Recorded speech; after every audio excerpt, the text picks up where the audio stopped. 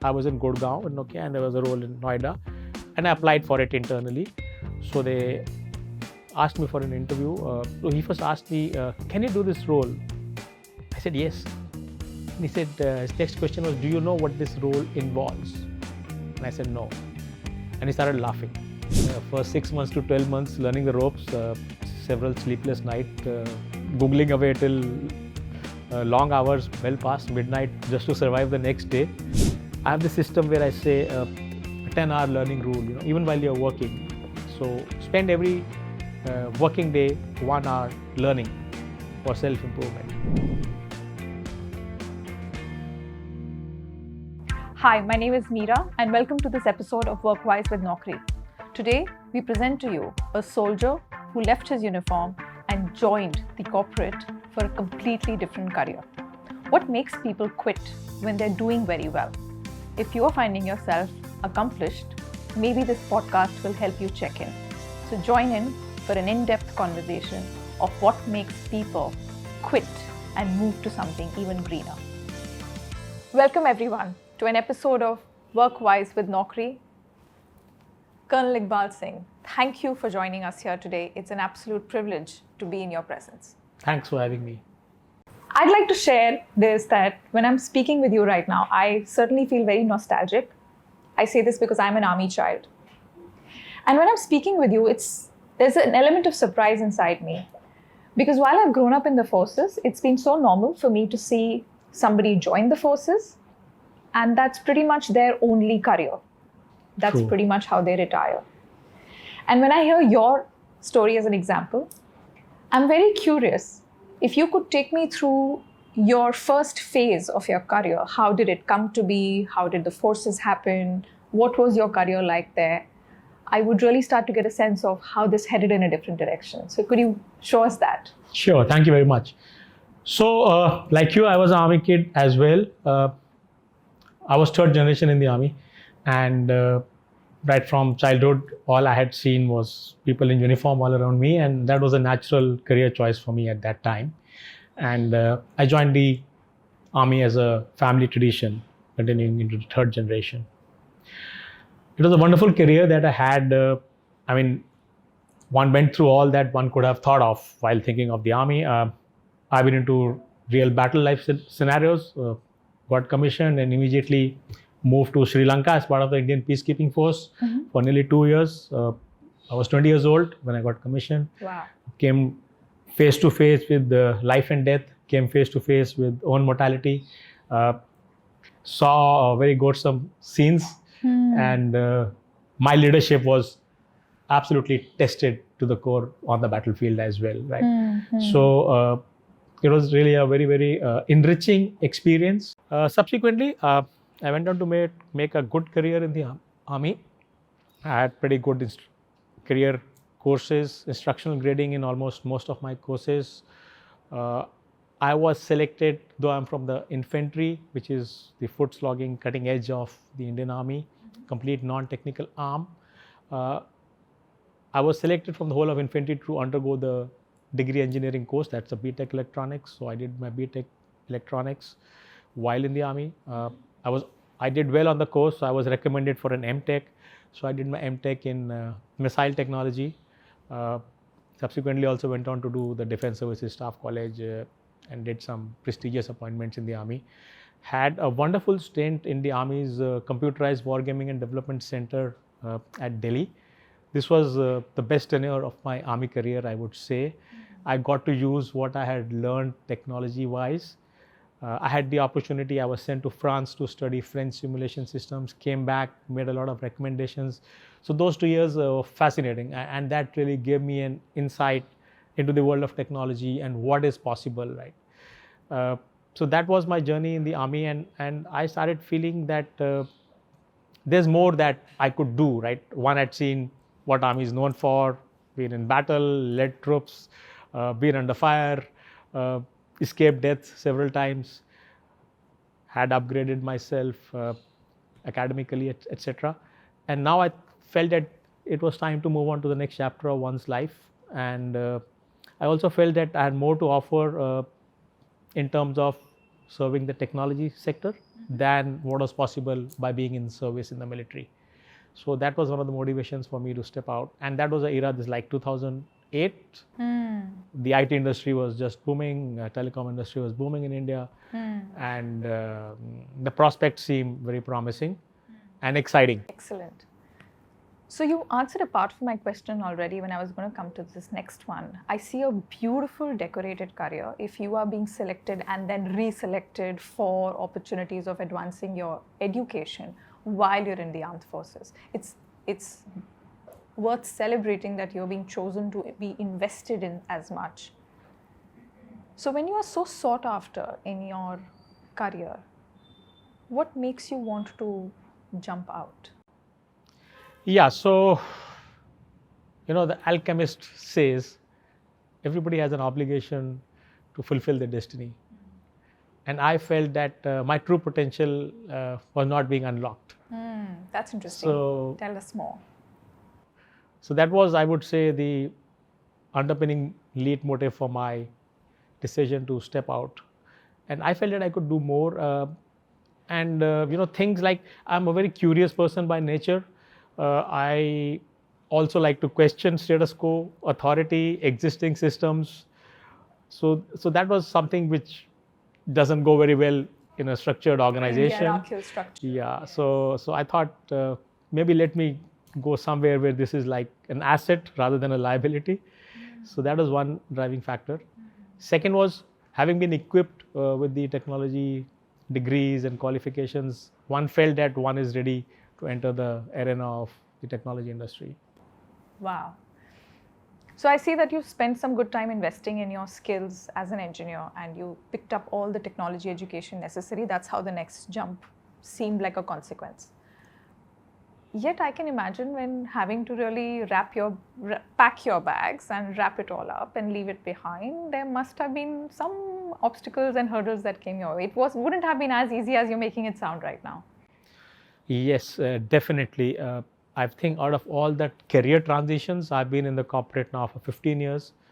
The transition from military to the corporate is perhaps one of the most difficult and the steepest climb. So yes, so I had made up my mind pretty early, and I spent 5 years preparing before I left.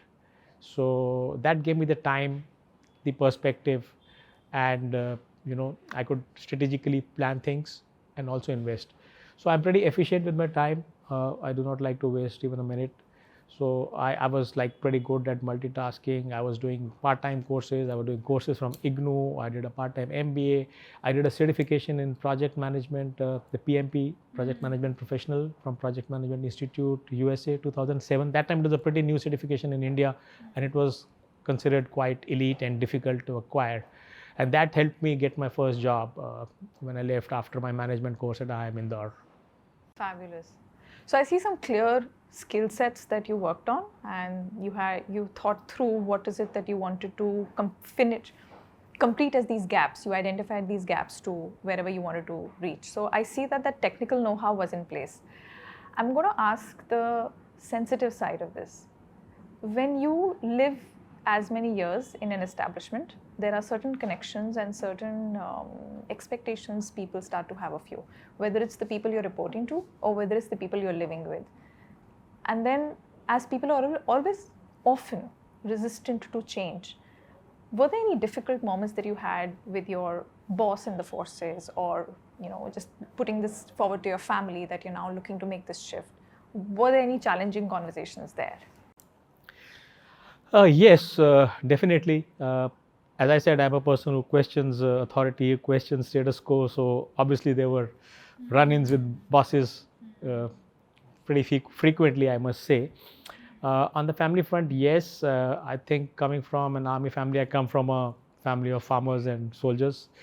There's nobody in my family who's made a career in the corporate. Right. So it was like entering uncharted territory. But then I was fairly confident of my abilities. And my family, I must say, was very supportive. My wife, my parents as well. And they said that if you feel so, then go ahead, we are with you. So I think that was a very supportive environment. Having said that, yes, it's not an easy switch. It's a step function change, right? It's a completely different environment from a regulated, very well defined, values driven organization to not so structured, a bottom line driven organization. The context changes, the culture changes, the people change. Right. It's not an easy switch, right? But I always had self belief. So this is how I see it. You're at your peak when you are a colonel in the armed forces. Of course, there are other positions to capture. Yet it's quite a place of arrived. There are certain perks of being in that position. There are luxurious comforts of being in that position in terms of resources and ease and a certain predictability to your work and requirement. Destabilizing this from this space and moving on to another really makes you look like, yeah, I did this, yet there's something else. How does somebody who's in such a nice and comfortable space even think that I need to get somewhere else? Yeah, so if you study psychology, especially psychology for success, so human mind is wired for survival. Right? We always prioritize safety. We always prioritize known over the unknown, and that instinct has continued over maybe thousands, millions of years of human existence. However, the world has changed. The world today rewards risk taking. The world is more complex than it was 10,000, 50,000 years ago. But the mindset has not had a major upgrade in terms of its operating system, so to speak. And that's something I realized, right? And I've always believed if you want your life to get better, then you need to get better. So I said I need to step out of this comfort zone. The moment you get into a comfort zone, I feel that's a recipe for probably your decline or status quo. So that was one of the reasons I felt that I need to get out of the comfort zone. So the growth mindset, inculcating that. Second is testing myself in the external world. Wonderful, wonderful. So you speak about you educated yourself in the armed forces thanks to them investing in you, and then you take this knowledge, equip yourself a little more, and then enter the corporate. Do you want to tell us about your career, how it started at Nokia and you spending 12 years there? Oh yes, it was a wonderful tenure, I would say, at Nokia. I have a lot of regard for Nokia because they gave me the opportunity when probably I didn't know much about telecom, right? And they kind of believed in me.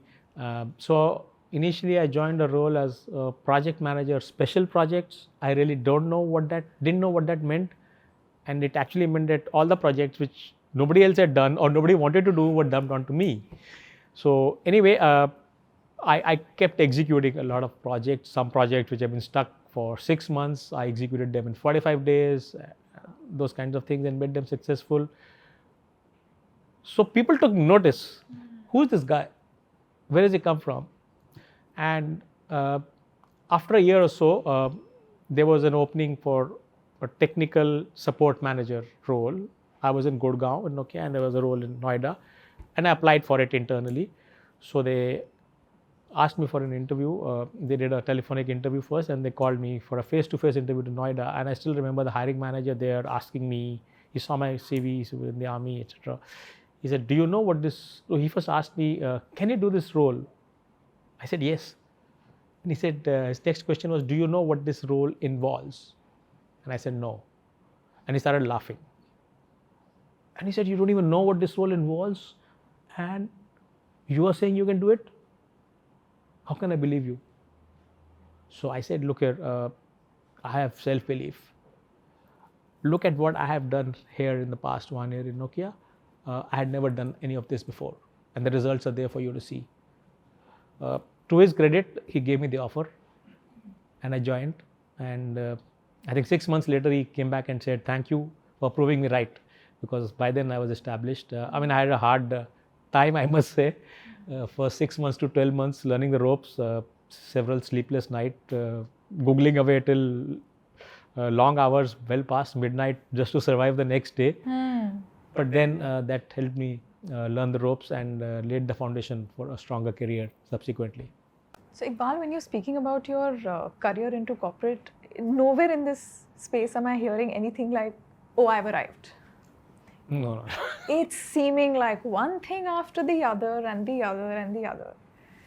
So I'll tell you what I'm thinking. When you are sitting in front of this gentleman who's telling you don't even know your role and how do you think you can do this, is pretty much challenging your ability to do it. You give your justification, you move into the project, and then you start working and you're having sleepless nights. Were there moments of regret? Oh, I wouldn't say regret, but at times I thought that, oh my God, what have I got myself into? But that's what I enjoy, if you do not give me a challenging situation or a project, then I don't really enjoy it. For my blood to flow, at 100 miles per hour in my veins, I want that challenge in the project or my assignment.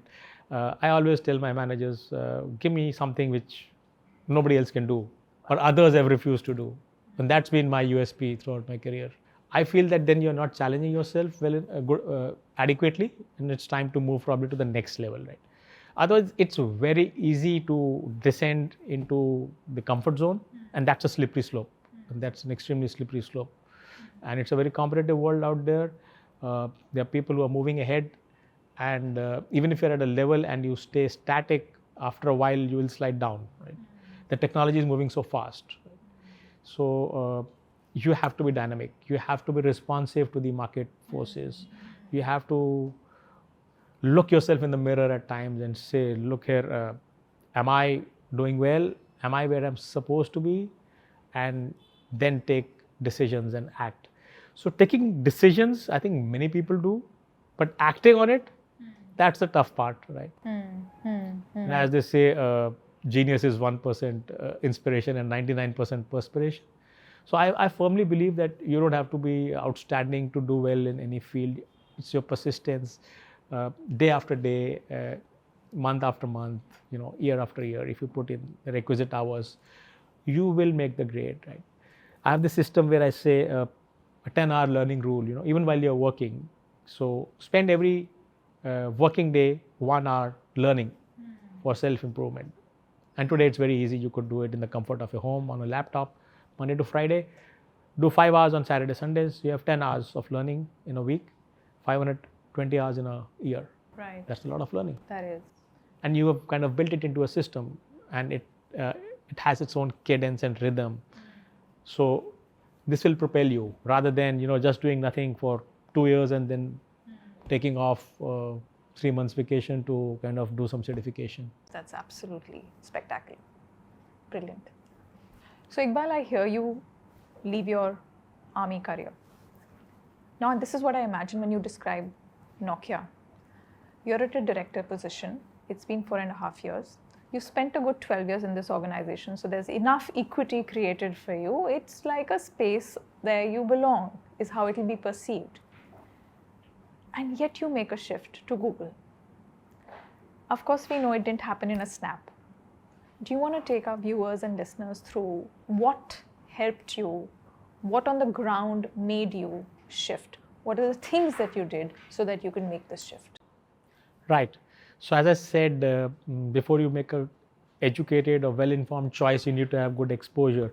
So I was attending a lot of these technology seminars, and I went to attend the NASSCOM annual technology summit. I remember December 2016. And there, everybody was talking about the public cloud. There were like speakers from Google Cloud, somebody who'd come from Japan, or somebody who'd invented a Julia language, programming language, and all. Everybody was talking of public cloud. And that was a moment of reckoning for me, because I didn't know anything about public cloud. And I thought, oh my God, this is a new trend, and I consider myself to be somebody working in the technology industry, and I'm not even aware of the basics of this. I need to learn this. So that was the trigger for me, and I saw like a bright career opportunity ahead in this domain, because this was going to explode. And obviously, when it explodes, they need people at all levels, across industries, across companies. So I thought, this is my opportunity to prepare myself for a boom before the boom happens. So having identified that I need to kind of get into cloud computing, so I have this kind of a framework for transitioning from anywhere to anywhere or job role. So it is like number one pillar is clarity. You must have clarity as to where you are headed. So I was very clear. I'm looking for a role in cloud computing, at like a cloud migration consultant or manager of cloud infrastructure, that kind of a role. Then you must know what that role entails. What are the skills that are required? I knew that I needed to have certifications around cloud. So I got certified on Microsoft Azure Cloud. I did the AZ-900 certification. Then they're supposed to do hands-on. So today is very easy. There are quick labs available on the internet for a small fees. You can do hands-on exercises. That gave me a real feel of the cloud. So I used to do a lot of public speaking as well, going to industry fora, CIO forum, etc. And there were people who would be speaking about the cloud, and they were speaking at a very high level, 30,000 feet, because probably they had not even seen the cloud console themselves because they were very senior. Because when I spoke at the ground level because I was doing it myself. So that helped me. So clarity about role, the skills required, and the practical experience, how you're going to bridge it. Then, of course, you need to identify the companies that you are targeting and what roles in those companies, because you can't be targeting everything. So once you identified where you are headed, then is the preparation for it. The second pillar for success, as I call it. So the preparation is once you identify the skill set, the certifications, the training, you work backwards and kind of work towards acquiring those skills, and that gives you credibility. Once you have a certification, you passed an exam, you've done some projects on it, try to see if you can do some projects in your existing organization on that technology. That will really help you. That will bring a lot of credibility to your CV. Then, of course, is the ability to communicate that value proposition, which a lot of engineers fail. This is where they go wrong, I feel. So it's, when I say communication, it's about articulating your value proposition to a recruiter on LinkedIn. How do you do it? It's by, as I said, having a good LinkedIn profile. Your CV should be communicating a value proposition. Similarly, then comes, I mentioned clarity, preparation, communication, and then is, if you have a mentor who can guide you, he shortens the pathway to success. Sadly, in my case, I did not have a mentor and I regret not having one. So I would say 2016 December is when I decided I need to get into cloud computing. 2021 December is when I joined Google in cloud computing, a 5 years runway. I heard 4 things: clarity, courage, credibility, the path to building the credibility, and communication. And I'm adding the 5th one. You mentioned it, so a coach. You call it a mentor, I'm calling it a coach. These 5 C's seem to really hold your path together. True. While you're navigating yourself to your goal. True. Yeah. Wonderful. So Iqbal, when you're talking about these people brushing themselves up with certain skill sets and spending good time learning, one thing that I notice with most of us that's missing is just awareness of, hey, if not here, where else? Mm-hmm. Often a clear goal is missing. Mm-hmm. What is your guidance to having them start to identify what else they could be potentially looking at? What are the things they can ask themselves or look at to come to a space of knowing where to head? Right. I think what you can aspire for is a function of what you've been exposed to. Okay. I mean, let me take an extreme example. Coming from the army, I was on the line of control, and we used to have these militants who used to infiltrate from the Pakistani side to the Indian side, and sometimes we would capture them, and they were like Afghani people, and like tall, 6.5, 7 feet, well built. And you would ask them, I was very curious to know what is their motivation, right? And they would say that there's nothing that we can do back home. These people tell us if you cross, I'm talking of 90s, so you get 25 lakhs, your family gets 25 lakhs. And 25 lakhs was a lot of money in those days, even in India, and imagine a place like Afghanistan. He said, I would never earn that kind of money in my life. And if I die, they gave 50 lakhs. So that was his motivation. Now, all that the person had been exposed to were the rocky terrain of maybe where he's born in Afghanistan or that province. Now, my take is, get that guy here and probably show him the malls of Gurgaon and the IT parks of Bangalore. What would he say? I don't want to die. This is the life I want to lead. And what's the difference? A perspective. The exposure, because he's seen that this is possible. So you must explore, right? Do a lot of reading, attend seminars, webinars. Today it's very easy. There are lots of ways of doing it. So I think the first thing you must do is explore, right? And today things are changing so fast in the technology world that new and newer fields are coming up, and there are nobody with the requisite experience there. So if you are quick to upskill yourself, like in today's day and age, like all this chat GPT and generative AI and Bard is the hot topic. How many people are skilled on it? Companies have already started kind of deploying those technologies in their products, and it's going to happen more and more in the future. Those people who get upskilled, ride the bandwagon, they will ride the wave. You can ride the wave only if you are upskilled before the boom comes, not after. So you have to be a little bit ahead of the wave in the technology world to ride the boom. So I think one more input I can give on this is know yourself. Know yourself and know the outside world.